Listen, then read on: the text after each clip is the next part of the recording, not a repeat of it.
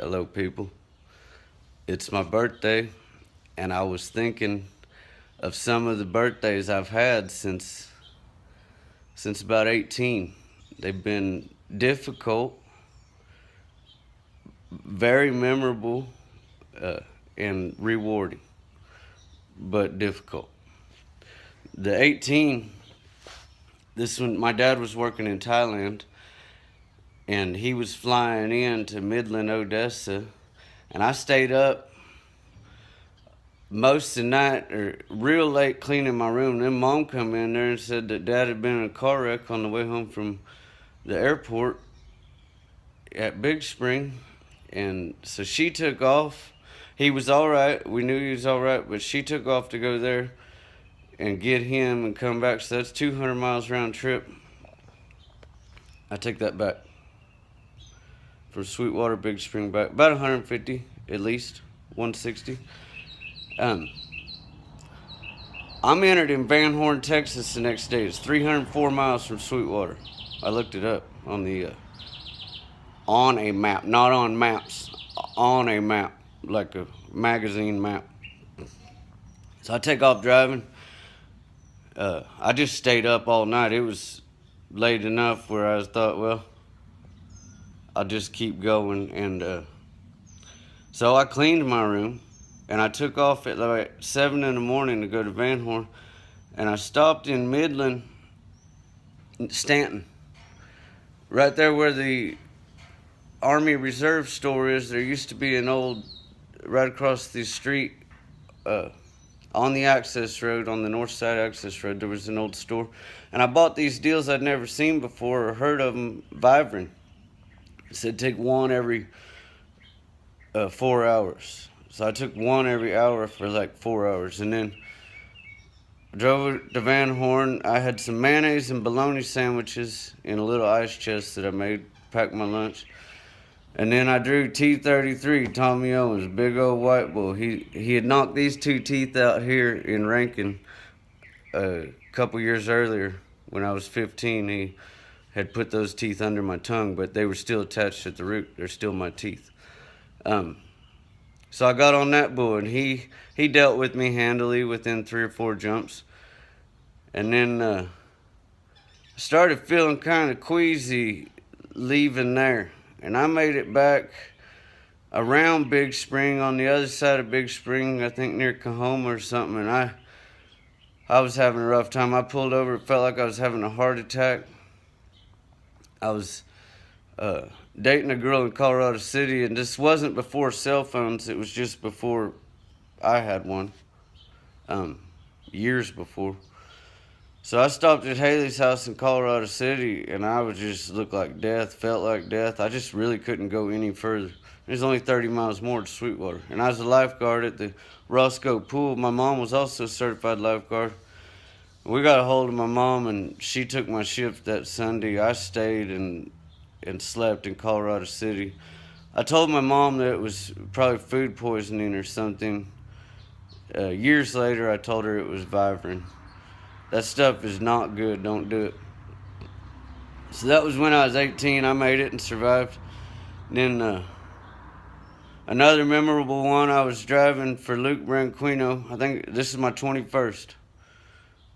This is one of Luke's first years, and I was out there driving for him. And on my birthday, I had to get some horses from western Arizona to Pecos, Texas.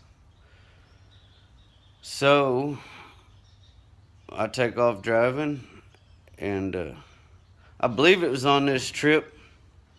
I think it was Mac. He was a Hayes horse, sorrel horse. Kind of barrel horsey, if you know what I mean, crazy. He's a steer wrestling horse. Anyhow, I was by myself, and he either broke the halter or slipped it.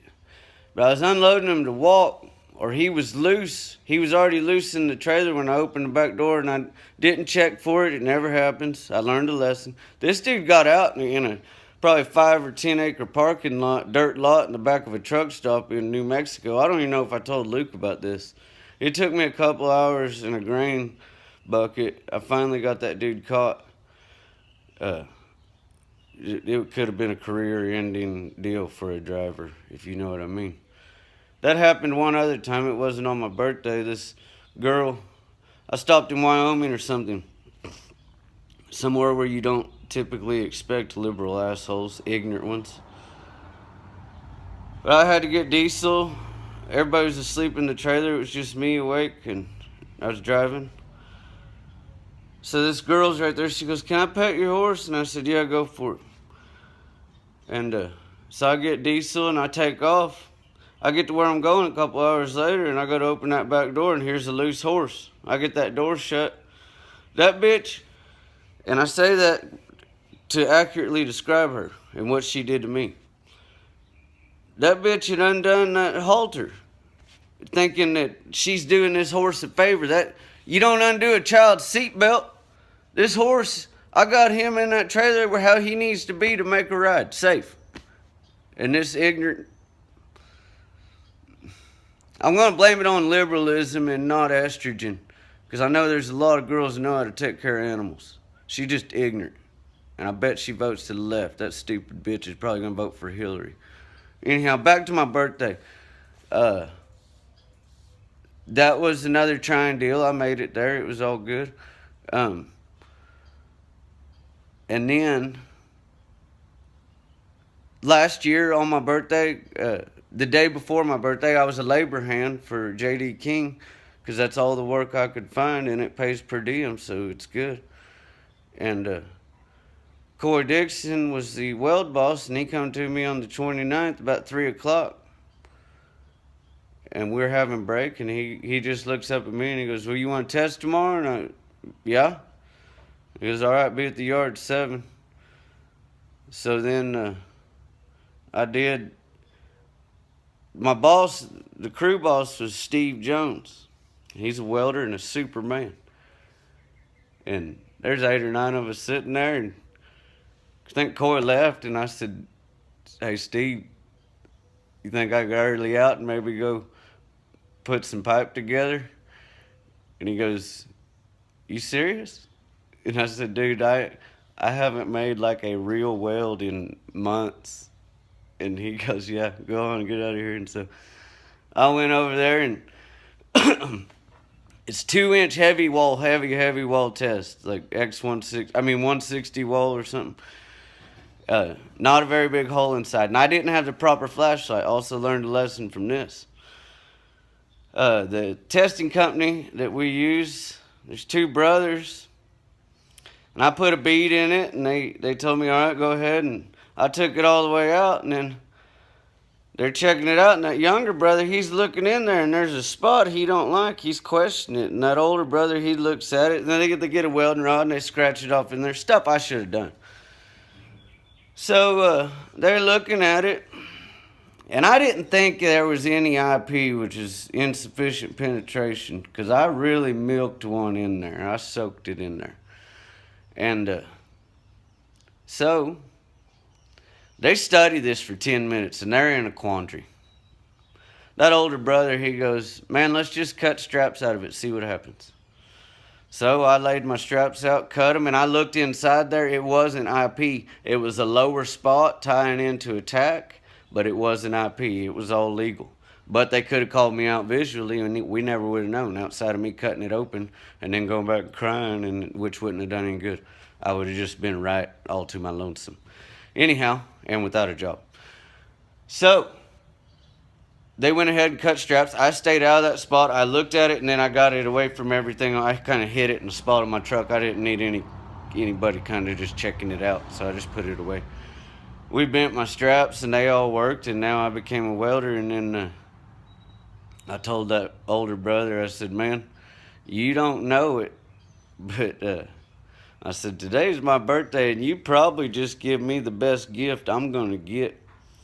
And that turned into the last welding job I had, which was most of this year, or the most of a calendar year, 12 months. So now I'm back looking. But that reminiscing the last 10 minutes was basically it was good for me to do, put them stories back together. Some of them I ain't thought of in a while. And so now I'll save this video. I'm going to keep working on my pit a couple more hours and then go record with Bill McCaslin. I've never recorded on my birthday, so I'll do that. And one birthday, like I said, I took a welding test and passed it. That was cool. And then one other deal, one time I've never done ever before, but I did it on my birthday. I think I was 30. I went and applied for a fabrication welding job, but at the unemployment office. It was weird. The way this project was set up in Fort Stockton, they were building that plant, and they were set up to do all their business through the unemployment office. I don't know if it was before contractors were in place or what, but that's where I had to go. Y'all have a great day. I'm going to try to. All right, then.